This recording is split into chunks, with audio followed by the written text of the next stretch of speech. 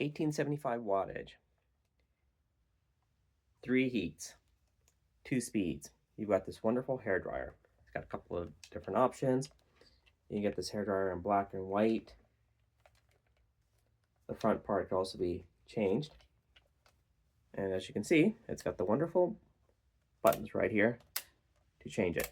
So this hair dryer does a pretty decent job of drying any wet hair or anything that's moist or damp or wet.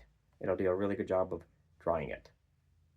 To give a little demonstration, I've just plugged it in.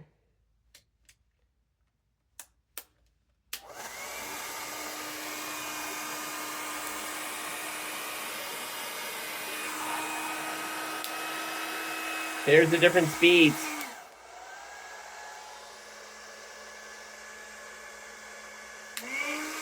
High speed, low speed, and the different heats.